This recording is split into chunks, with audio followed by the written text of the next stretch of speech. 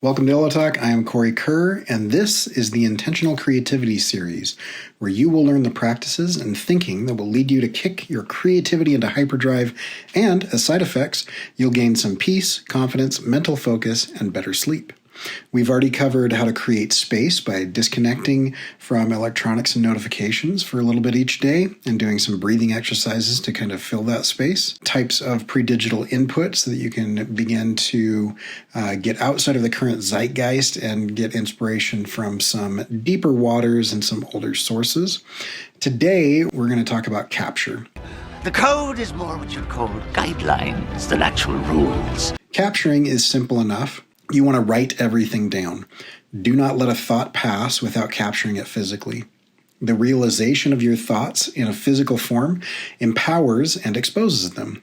Capturing your thoughts, feelings, promptings, and inspiration has a significant impact on your ability to produce more thoughts, feelings, promptings, and inspiration. Your mind is constantly trying to deliver what it thinks that you want. The act of capturing your thoughts is a signal to your mind that those thoughts are valuable and you would like more of them. What we choose to do often, we get better at doing. This is true of creativity and thinking. In your sketchbook, you'll capture it in a number of ways. I'm going to list some of those ways here and describe what I'm talking about, but the basic idea is get things physically down outside of your head. You want to express those ideas and realize those ideas with your hands outside of your head. Take notes, simple enough. Just write things down. Don't believe your brain when your brain gives you the feeling that you will remember something. That is a feeling. That is not a fact. And so you want to physically realize those notes. Those notes could be sketch notes. There's a different type of thinking that goes into writing versus drawing. And so drawing out or mapping out in a visual way, notes from meetings or thoughts or those types of things is good. 3 is scribbles. The act of just moving your hand around and getting things going can be kind of a meditative practice. And so a scribble is not to draw something or attempt something, but to just it's an act of mark making. Try not to think about it.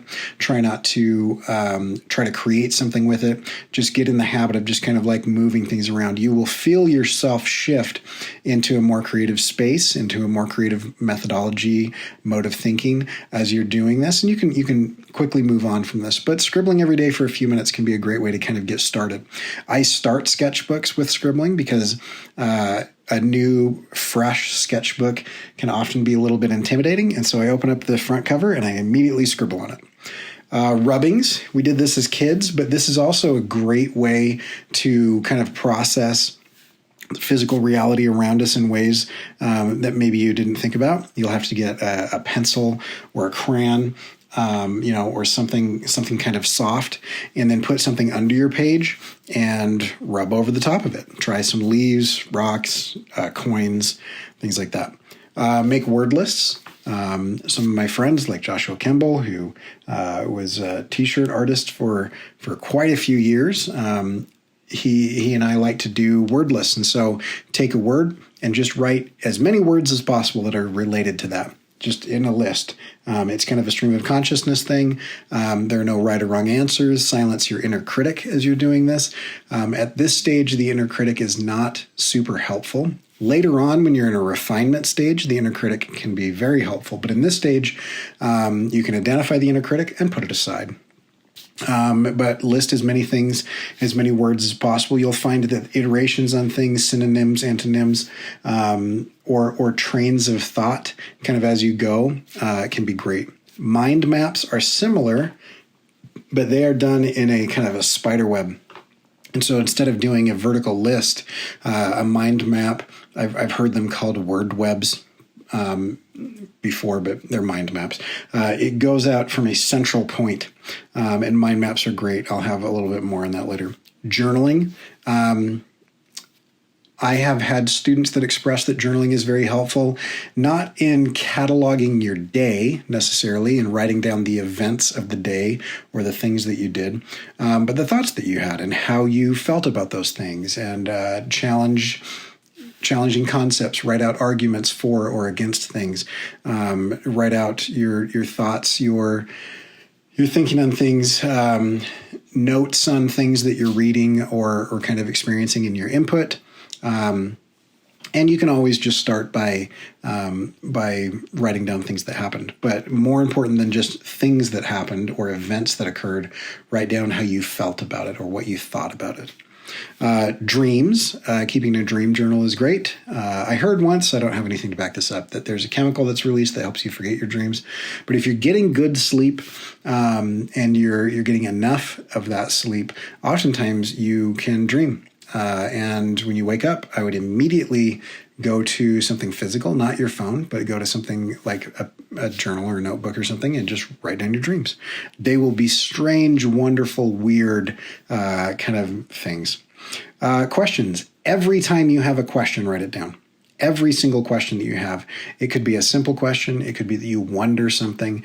It could be that you just have anything like that. Questions are a huge source of inspiration for some of the things that will go later on with chasing rabbit holes and some of the things that we talked about in inputs. But never have a question that you don't write down, because you are training your brain to question things. One of the keys to creativity is to be curious, is to have that childlike wonder. And if you've ever been around a 4-year-old, they are just an infinite fount of questions because they're just questioning everything. And it's sometimes in those questions that you have assumed or glossed over as an adult some of the answers to those things.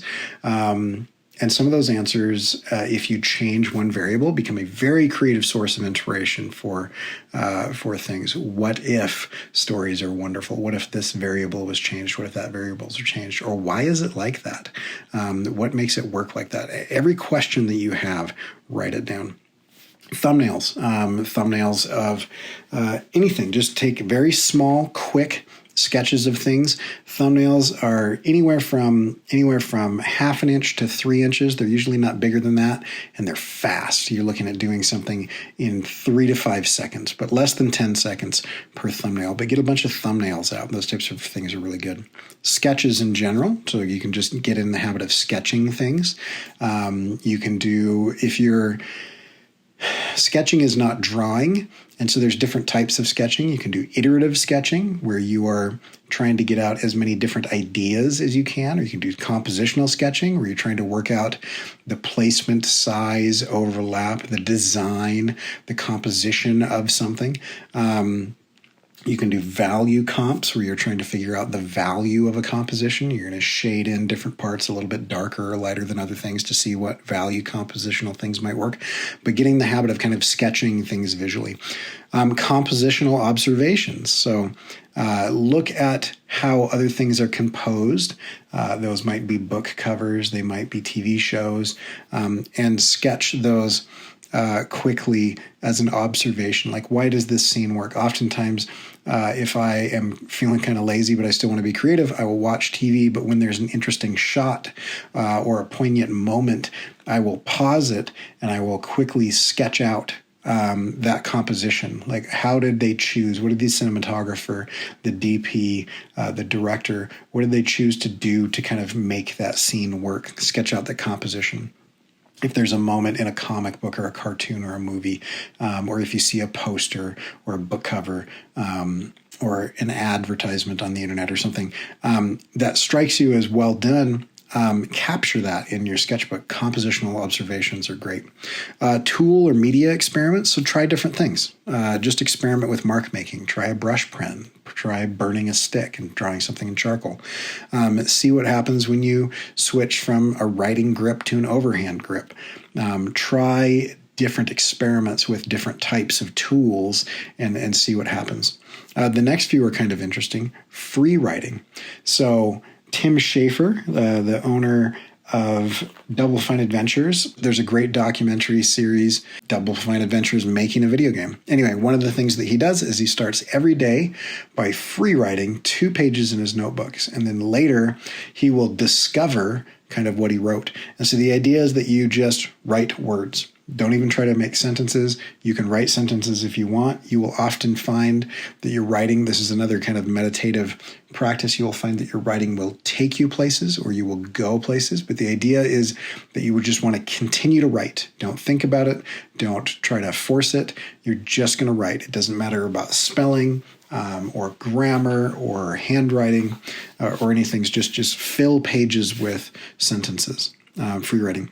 Along the same lines, free drawing. This is different than scribbling. Free drawing, you're just going to make shapes. And so draw patterns, draw shapes, draw things. And the idea is just to keep your hand moving. In the 80s, you guys might have done this as well, pre-phones and things like this. But on lined notebook paper, I used to go in front of and behind, and in front of and behind. The little blue line that runs vertically along the left side of the 3-hole punch pages, or do little vine patterns or little things.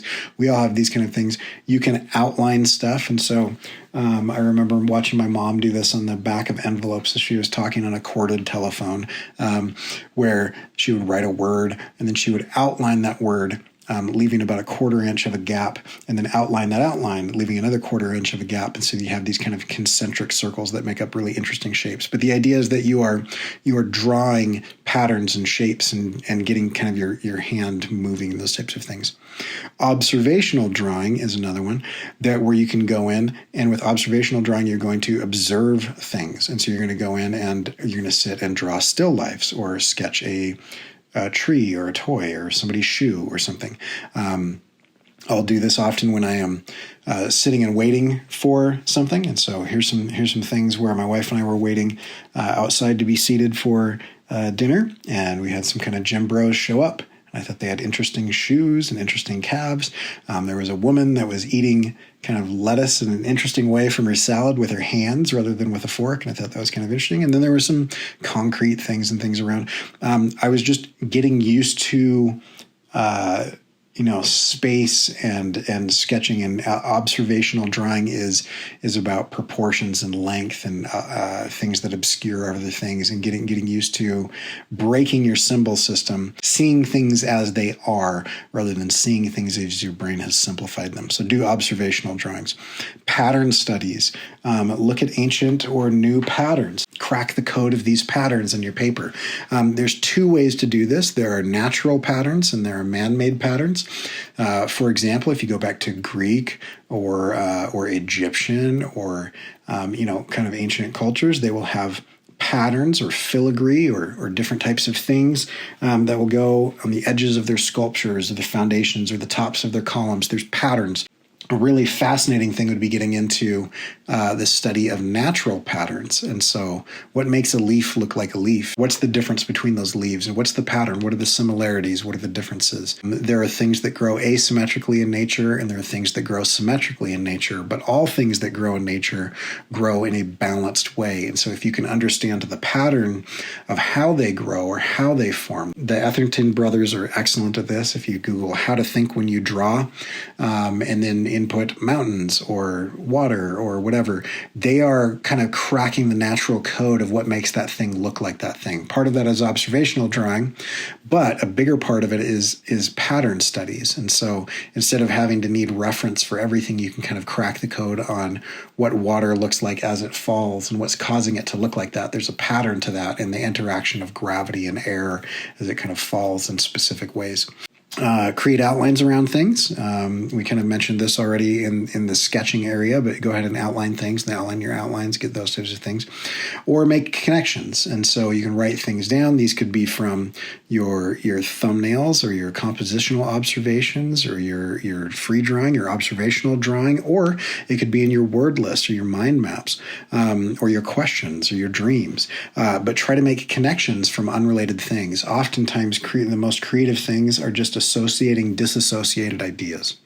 So though that's not an exhaustive list, but I think that's a really good place to start. You can check the show notes of this and go to coreycurdock.com/email to kind of subscribe to my email newsletter and see kind of the show notes of this thing to get that list of 19 suggestions. But the idea is this. sketch things, draw things, capture things. Never let a question or a thought pass without capturing it physically. And as you do that, you will train your brain that you want more of that. And so there's some value in those types of things. When you fixate on something or spend time dwelling on something, you're training your brain that you want more of that thing. If you have a creative thought, if you have a question, if you wonder something, if you're curious about something, or if you can make a connection between something and something that is unrelated, and you write that down, or you sketch it, or you draw it, or you spend time analyzing it, what you're doing is you're reinforcing to your brain that you would like more of that, because that's what you're spending your time on. So the more things that you spend your time on, the more things you will be delivered in that area. So if you would like to become more creative, then you need to teach your brain that the creative thoughts that it delivers you are valuable. And when you teach your brain that those are valuable, it will deliver more of those thoughts. So that's what I've got for you for 3 of 5 here, and we'll get into the 4th and 5th videos in the next series. But try this out, and I'd love to hear how it's going for you. If you haven't seen the first couple of videos, then go back. The playlist is linked in the description of this video as well. So go check that out. And you can always go to CoreyKerr.com/email to subscribe to the newsletter so that you get these emails directly to your inbox and you bypass the billionaire gatekeepers that want to decide what you get to see. Instead of that, you get to decide what you see and what you don't see. Also, what you've seen on the screen is something that I've drawn, and I would love any support if you'd like that. And so if you're enjoying this series or any of the other videos I've made, or if you love my art, or if you have just found it, go check it out. And you can see that stuff at CoreyKerr.com/store. Go check those things out. They're available on shirts and hoodies and mugs and wall hangings and all kinds of different things. But most importantly, use your sketchbook. It's going to be really important for your creativity. And we will catch you guys later. Go make stuff.